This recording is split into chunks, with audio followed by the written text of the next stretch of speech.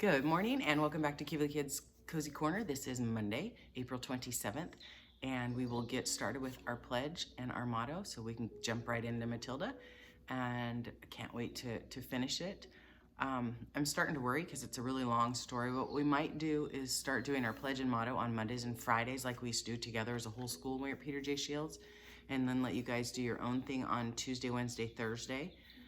Since you've had enough practice now, just so I can save some time for reading, because I'm looking at the calendar and going, oh my goodness, it's going to be May on Friday. And before we know it, it'll be the end of the school year, and I want to make sure that we get Matilda in there before then. So let's quickly get started so we can go from there. And again, we'll do pledge and motto on Mondays and Fridays now, just like we did as a whole school before. All right, here we go. Salute and pledge. I pledge allegiance to the flag of the United States of America and to the republic for which it stands, one nation, under God, indivisible, with liberty and justice for all. All right, let's jump over here. You guys are probably distracted by the panda, but we'll do our motto anyway. Here we go. We are students at Peter J. Shields. We believe in kindness. We are responsible. We are persistent. We are respectful. We are bucket fillers. We drop acts of kindness into everything we do.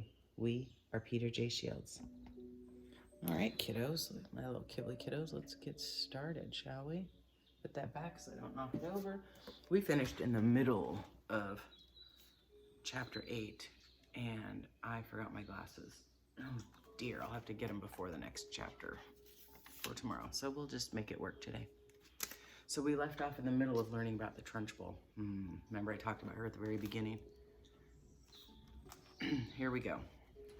So, if you remember, Miss Honey had just gone into the Trunchbull's office, and she was explaining to her about this bright little girl she has. Because remember last week we read about Matilda and how she could do her times tables, and she had read all these books that a lot of us don't read. I know some of the books she's read I didn't read until high school or college, so she's like crazy smart. So anyway, I don't know if I'd want to be that smart. I think that would be too much pressure. But here we go. So here's where Miss Honey leaves off. She says, there's a little girl in my class called Matilda Wormwood, Miss Honey began. That's the daughter of the man who owns a Wormwood Motors in the village, Miss Trunchbull barked. She hardly ever spoke in a normal voice. She either barked or shouted. An excellent person, that Wormwood, she went on. I was there only yesterday. He sold me a car, almost new. Only done about 10,000 miles. Previous owner was an old lady who took it out once a year at most. It was a terrific bargain. Yes, I like that Wormwood. A real pillar in our society. He told me the daughter was a bad lot, though. He said to watch her. He said anything bad ever happened in the school, it was certainly his daughter who did it. I haven't met the little brat yet, but she'll know it when I do. Her father says she's a real wart. Oh, no, Miss Headmistress. That can't be right, Miss Honey cried. Oh, yes, Miss Honey. Darn well right it is. In fact, now I come to think of it, I'll bet it was she who put that stink bomb under my desk here the first thing this morning. The place stank like a sewer. Of course, it was her. I shall have her for that. You just see if I don't. What's she look like? Nasty little worm, I'll be bound. I have discovered, Miss Honey, during my long career as a teacher, that a bad girl is far more dangerous creature than a bad boy. What's more, they're much harder to squash.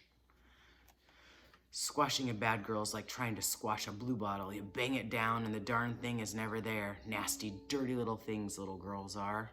Glad I was never one. Yep, let that sink in a minute. She thinks she just got to adulthood immediately. Oh, but you must have been a little girl once, Headmistress. Surely you were. No, well, not for long anyway, Miss Trunchbull barked. I became a woman very quickly. She's completely off her rocker, Miss Honey told herself. She's balmy as a bed-a-bug. Miss Honey stood resolutely before Headmistress. For once, she was not going to be browbeaten. I must tell you, Headmistress, she said, that you are completely mistaken about Matilda. Putting a stink bomb under your desk? I am never mistaken, Miss Honey. But, Headmistress, the child only arrived in school this morning. She came straight to the classroom. Don't you argue with me, for heaven's sakes. This little brute Matilda, or whatever her name is, has stink-bombed my study. There's no doubt about it. Thank you for suggesting it. But I didn't suggest it, Headmistress. Of course you did. Now, is that what you want, Miss Honey? Why are you wasting my time? But I came to talk to you about Matilda, headmistress. I have extraordinary things to report about the child. May I please tell you what happened in class just now? I suppose she set fire to your skirt and scorched your knickers? The Trunchbull snorted. No, no, Miss Honey cried out. Matilda's a genius. Ooh, at the mention of this word, Miss Trunchbull's face turned purple and her whole body seemed to swell up like a bullfrog. A genius? She shouted. What piffle are you talking about, madam? You must be out of your mind. I have her father's word that this child is a gangster. But her father's wrong, headmistress. Oh, don't be a little twerp, Miss Honey. You have met the little beast only half an hour. Her father has known her all of her life. But Miss Honey was determined to have her say, and now she began to describe some of the amazing things Matilda had done with arithmetic. So she's learned a few tables by heart, has she? The Trunchbull barked. My dear woman, that doesn't make her a genius. It makes her a parrot. But headmistress, she can read. So can I, the Trunchbull snapped. It is my opinion, Miss Honey said, that Matilda should be taken out of my form and placed immediately at the top form with the 11-year-olds. Ha! Snorted the Trunchbull. So you want to get rid of the little one, do you? You can't handle her, can you? So now you want to unload her on the wretched Miss Plimsoll on the top form where she will cause even more chaos? No, no, cried Miss Honey. That is not my reason at all. Oh, yes it is, shouted the Trunchbull. I can see right through your little plot, madam. And my answer is no. Matilda stays where she is, and it is you that see that she behaves herself. But headmistress, please. No, not another word, shouted the Trunchbull. In any case, I have a rule in this school that all children shall remain in their own age groups, regardless of ability. Great Scott, I'm not having a 5-year-old Brigand sitting next to the senior girls and boys at the top form. Who ever heard of such a thing? Miss Honey stood there helpless before this great redneck giant. There was a lot more she would have said, but she knew it was useless. She said softly, very well then. It's up to you, headmistress. You're darn right it's up to me, the Trunchbull bellowed. And don't you forget it. That what you're dealing here is a little viper who will put a stink bomb under my desk. She didn't do that, headmistress. Of course she did it, the headmistress boomed. And I'll tell you what, I wish to heavens I was still allowed to use the birch and the belt, as I did in the good old days. I'd have roasted Matilda's bottom for sure, so she couldn't sit down for a month. Miss Honey turned and walked away out of the study, feeling depressed, but by no means defeated. I am going to do something about this child, she told herself. I don't know what it will be, but I shall find a way. Chapter 9, The Parents. When Miss Honey emerged from the headmistress's study, most of the children were outside in the playground. Her first move was to go around to the various teachers who taught senior class and borrow a number of textbooks from them, like algebra, geometry, French, English literature, and the like. Then she sought out Matilda and called her into the classroom. There is no point, she said, in sitting you in a class doing nothing while I'm teaching the rest of the form 2 times tables and how to spell cat, rat, and mouse. So during each lesson, I shall give you one of these textbooks to study. At the end of the lesson, you can come up to me with your questions if you have any, and I shall try to help you. How does that sound? Oh, thank you, Miss Honey, Matilda said. That sounds fine.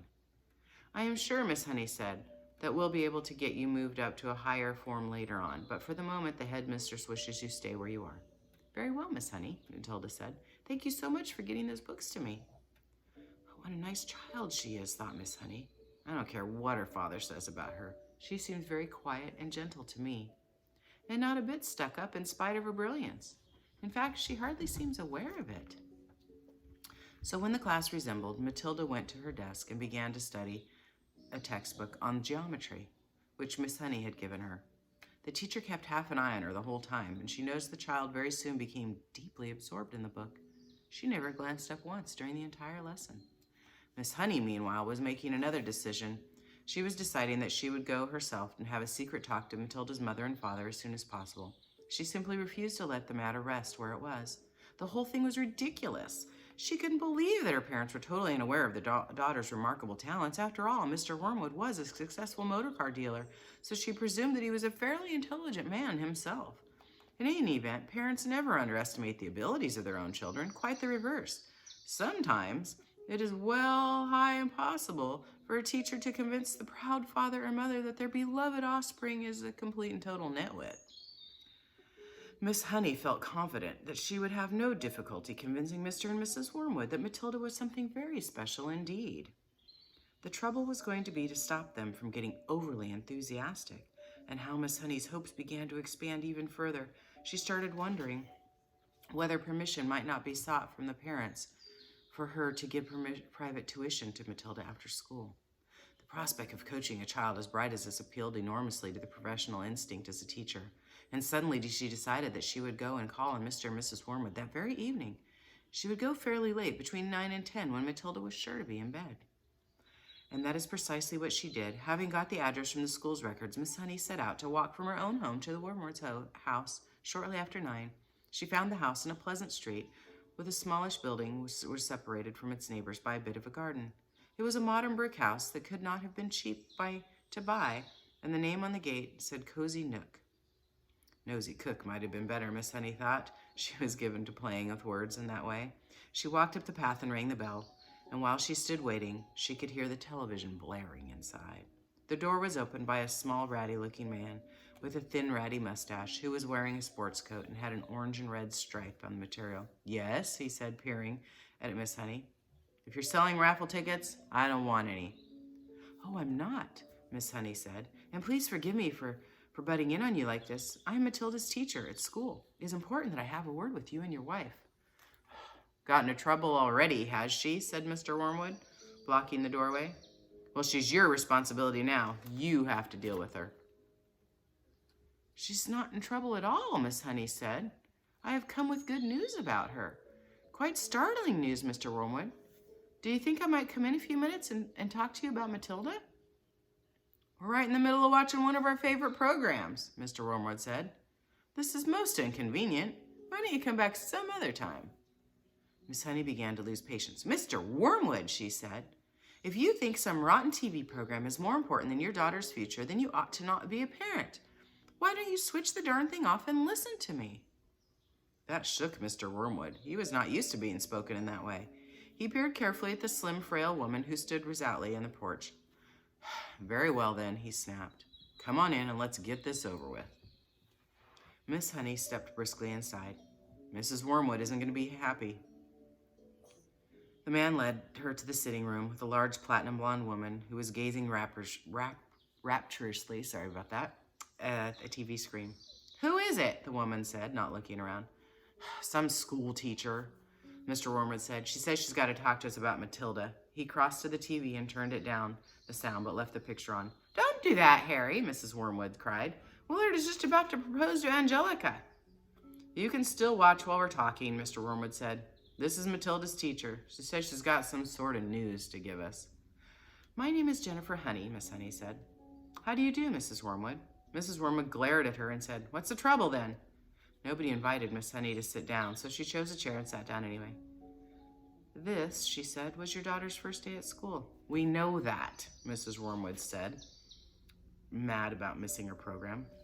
"Is that all you came to tell us?" Miss Honey stared hard into the other woman's wet gray eyes. She allowed the silence to hang until Mrs. Wormwood became uncomfortable. "Do you wish me to explain why I came by?" she said. "Get on with it then," Mrs. Wormwood said. And that's where we'll end today, my friends. And we will finish this discussion tomorrow. And I just want to remind you, so starting tomorrow, we'll just jump right into the reading. So we have that time, and then we'll do our pledge and our motto on Fridays, just like we do at Peter J. Shields. I hope you guys are all doing well. Stay in touch, stay in contact. I know at our school district we're using Schoology, so try to get logged in and just have a little discussion with your classmates and your teachers when you can. We love you guys, and we miss you tremendously. Have a great day. Bye.